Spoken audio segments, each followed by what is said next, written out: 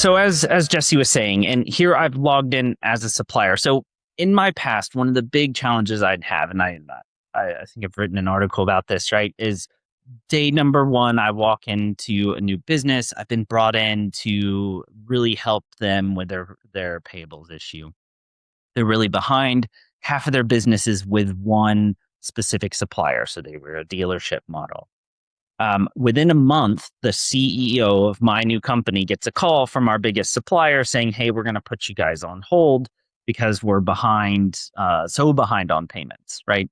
That's a big issue for me. It's a big issue for the company because now we're not making, we're not able to make money like we could because we're not getting the product in.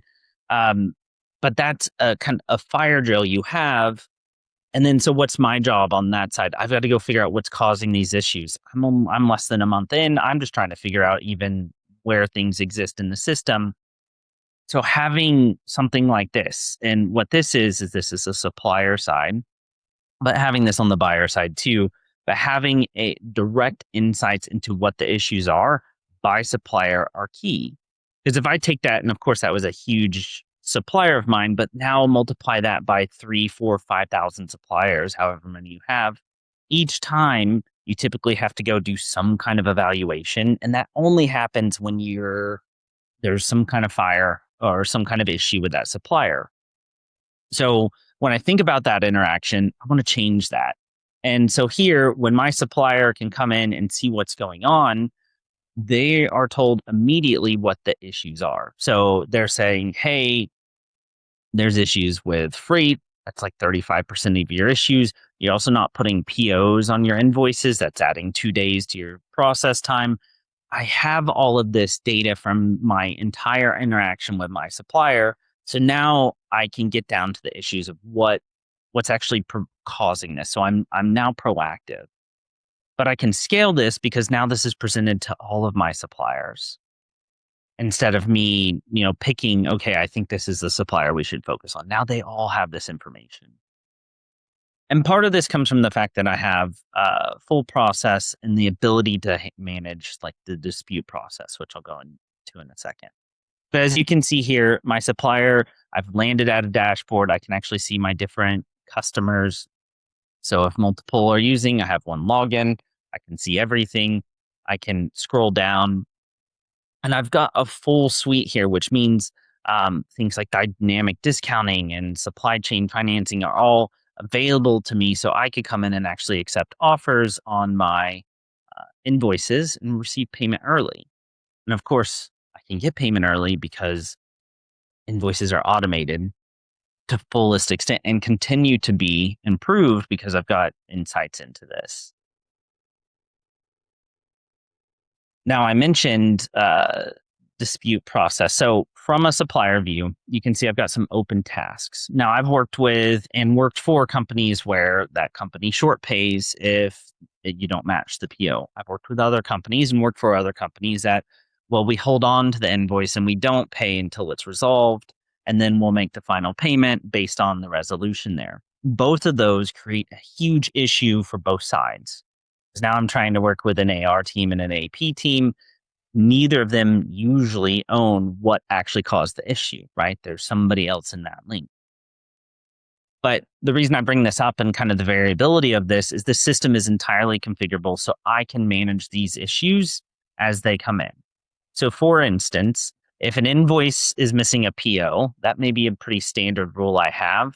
And so why does my AP team even need to see this? That invoice can come in, it can automatically recognize it's missing key data and send back to the supplier. Let them know they didn't put the PO number on the invoice. That supplier can resolve this right here. And this is resolved very quickly, sent back in to do its matching process. Now, of course, this gets more complex as I add on to pricing and receiving issues, which are where you typically see, like, goods receipts are a very common issue where you see most of the adjustments and short payments coming across to your suppliers. So whether in the middle of the process it's been disputed or it's short paid, your suppliers now have direct access to come in and fix these. So I can accept the short payments. I can request a full payment and put my backup on Y. These items, again, are configured to decide, okay, when does it go to the buyer? When does it come back to my supplier? When is that automatic? Who's involved? So this way, the more maybe frequent items can all kick back to suppliers, maybe even suppliers who have more common issues. I can interact with them in a very easy way, tell them what the issue is, but also get quick resolution to get these invoices paid on time. And the key point, or the final point here on this entire disputes process, is that process is what really is a disconnected part of a process you see today in an automation solution. And the reason I say that is if I think about when I'm managing an AP team, I get an invoice in, we try to match that. The PO is wrong, there's pricing issues. What happens? I send it maybe to the buyer and I say, hey, buyer, here's your issue. You've got a price issue. That buyer then resolves that entirely outside of the system. They may email, they may call the supplier.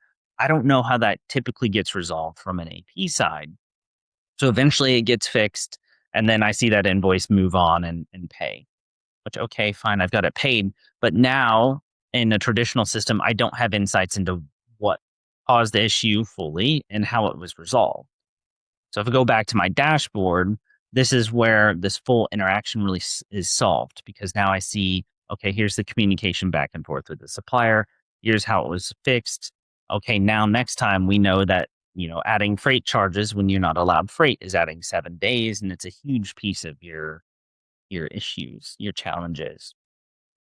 So this interaction adds, it streamlines it, but also gives you key information into that process, which allows you to start making agentic suggestions, agentic pieces to that process, which ultimately improve the interaction on both sides. And speaking about those AI forward pieces, of course, my open tasks or my invoices here, sorry, are invoices that I can come down and get paid early on. So one of the great things I have is here you can see I've got actually a couple customers, but I could go in and say, you know what, it's year end. I want to make sure I can make that year end bonus. It's easy for me to say, hey, I need a certain amount of money by a certain date, and I can have the system go out, look for the best rates, and then let me get my invoices as I need, but also in the benefit of me, the supplier. So helps me plan and give me the best rates as I come in and select what invoices I would like to get paid early on. In most cases, I would say there's a button down here that says always accept. That's what we typically see. But this allows your suppliers to come in and make their own decisions on if they want to get paid.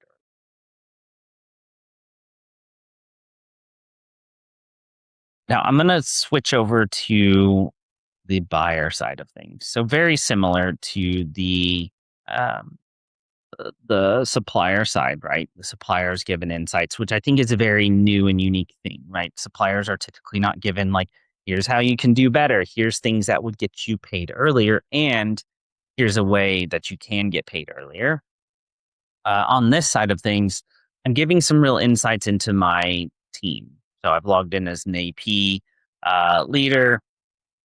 You can see I can see what's out there. I can also see where things are trending. And this is important. It's not just giving me a breakdown of what suppliers or what invoices are in what stage. As you can imagine, the bigger your company gets, the more those numbers are just big. It doesn't really give you a starting point. So picking on which suppliers are starting to go up or down in terms of how they're trending means a lot to me as a leader because that helps me identify where I want to work. Now, something to call out is it's very important. And what I'm doing is I'm just jumping over to Claude here is people work in different areas and different applications. So here's Claude. All I did just to make sure I had my connector on is I asked for the status of my invoices.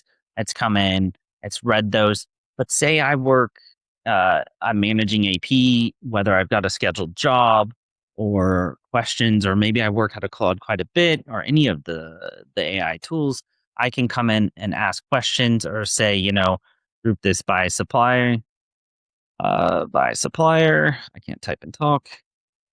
So if I have the system come in and I can ask questions, I can get my own view of the information very quickly at my hands, and we'll see it come in and do a breakdown by supplier. I can have it do graphs.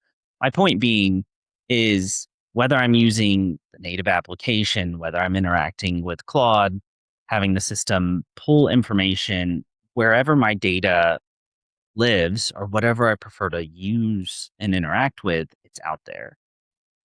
And that helps me. And when I say me now, I've changed my hat. So I'm running an AP manager, get things resolved quickly. But this concept also works on your supplier side. Your supplier's got lots of buyers, lots of customers. They can pull lots of information into their one instance, their AI tool.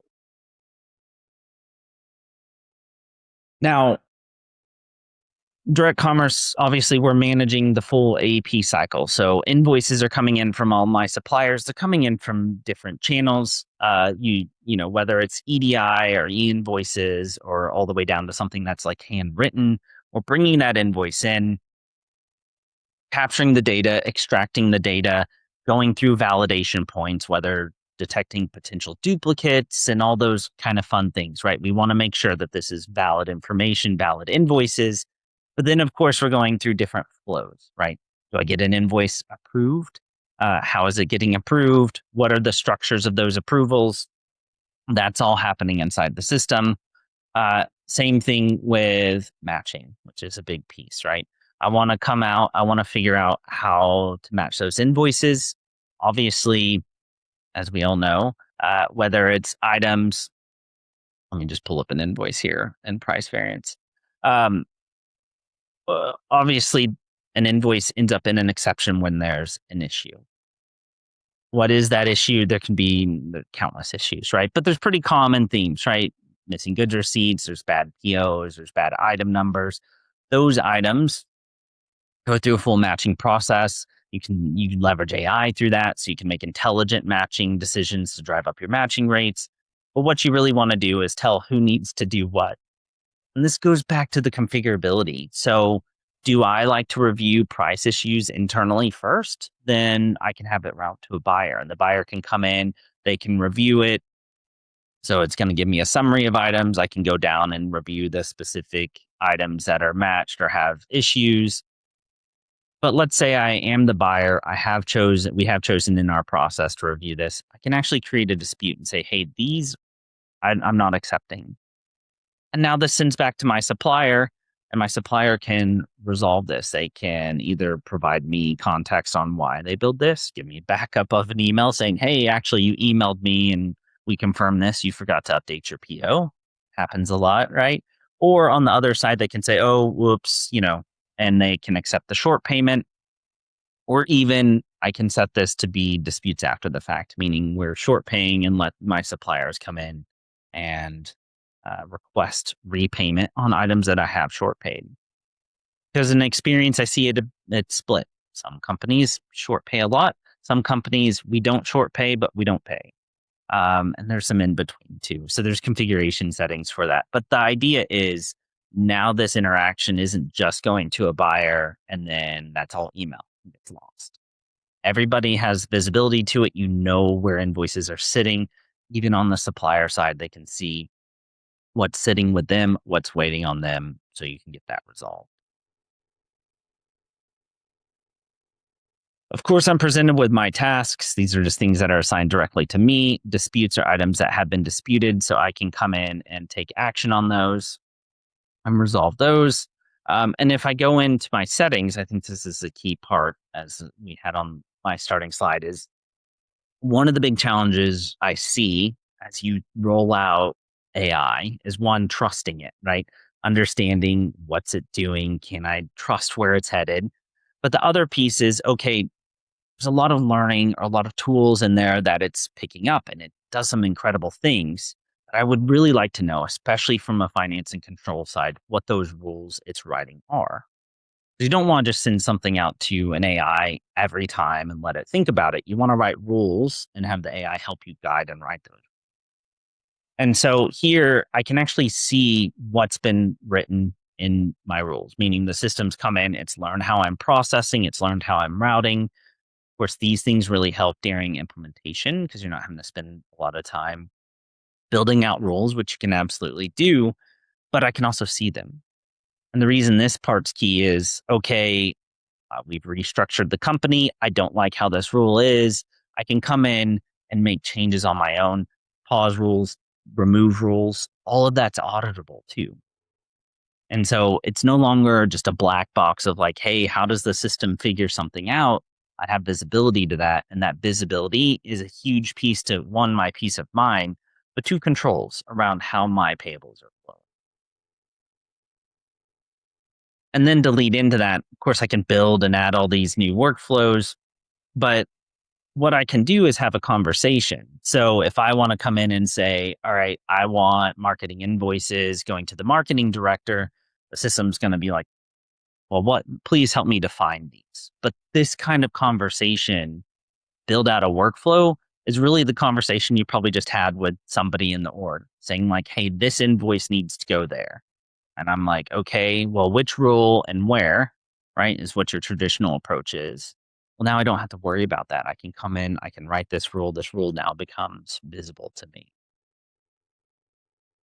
So huge leaps and bounds as I come in and manage my team, because what the last thing you want to do, and this I've learned this from experience, right, is build just a whole bunch of rules, then company restructures and they're hard coded and you don't know how to manage them. You're having to start from scratch. So you could go through a big project and then you're starting over, which is not what we want. So making it easy to manage, but also intelligent in that entire piece. Checking myself on time. I think I've got a few minutes left. Yep, you're doing great. Yep. So as I go through, there's a few things that I've experienced that become a challenge, right? And a lot of this comes back to the data we have. I get all this data off of invoices. I see the interactions. One piece is, okay, what about repetitive tasks that are happening that maybe we should create a contract or an agreement on? Meaning I'm seeing repetitive spend. Let's go ahead and automatically create the pre-approval for that. So that way we're one, auditing that. If it goes up, it'll call it out for me. But two, now I have some predictable spend going forward. So AP and accounting and at month end, I have insight into that, which again makes things easier for the entire finance team. I also want to be able to track items and as I match to items. So it's pretty common to see pricing agreements without purchase orders. And I want to be able to match those and validate that, hey, you are billing me the correct pricing. So as I go through matching, it doesn't just have to be against a PO. It can be against other things, which I would consider a pricing agreement. And then as I go through, I think, what we see with reporting is a couple different things. So one, a huge piece to month end is accruals, right? I get to the end of the month and I'm doing a big evaluation to figure out, hey, where are my expenses expected? Well, since we have all that information, we recognize patterns. We can present you with, hey, here's our confidence rating of what like we would expect this to be inside coming soon. It's the right periods. Here's your accrual that we were thinking. Like, here's your missing invoices. It also helps you prevent those issues from coming up in the future. Now, other pieces, and I think this is kind of what you would expect is, okay, yes, I can come in and build a report. It's expected at this point. You can have some standard reports, but really everything goes back to conversational. So if I want to have a report built and I want to come in and see trends, I can actually ask those trends, have the system come in and build it for me.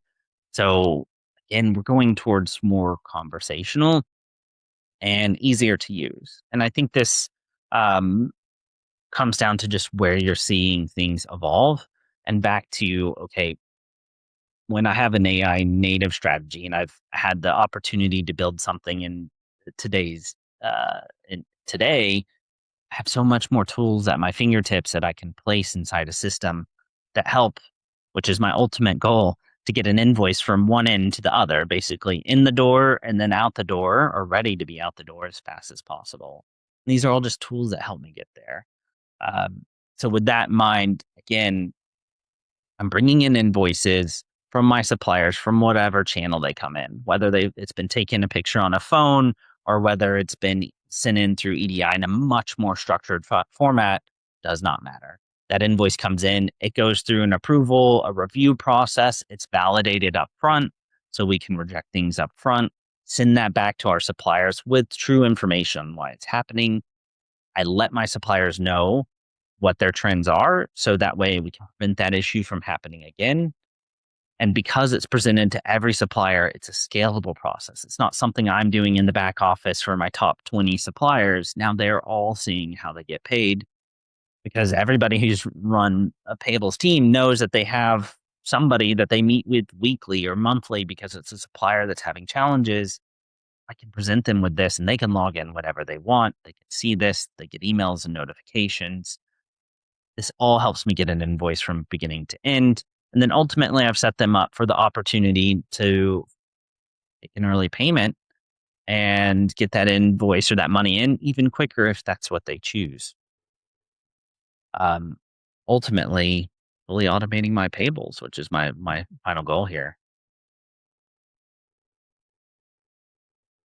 All right, with Excellent. that, I think I got pretty close to where I was hoping for. Jesse, anything to add before we move on to questions? Yeah, no, I think the only thing I would just point out, which is maybe becoming more clear for the audience, is just the breadth of the application is important when really thinking through how to leverage AI in a meaningful way, and for that application to become a real orchestration platform. So, again, as Daniel had mentioned, things like electronic dispute management and dispute resolution workflow, which is what we're delivering, it was an often overlooked uh, part of the AP process when you think of AP uh, technologies today. But not only is that feature incredibly important, we see it with many of our clients. The functionality is very meaningful from an automation standpoint. But when you think of your AI strategy, being able to see how those disputes are resolved, to seeing the reasoning for the dispute being raised in the first place is incredibly important when you start to think about ways to change processes and to encourage more intelligent processes in order to start to deliver real insights and performance metrics to the supplier. Having a clear and complete picture of the transaction is very, very important. And so in order to do that, the application has to provide very broad functionality and move beyond things like just OCR and workflow.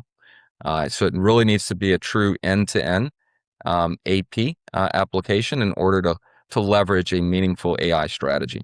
So hopefully, this begins to illustrate that.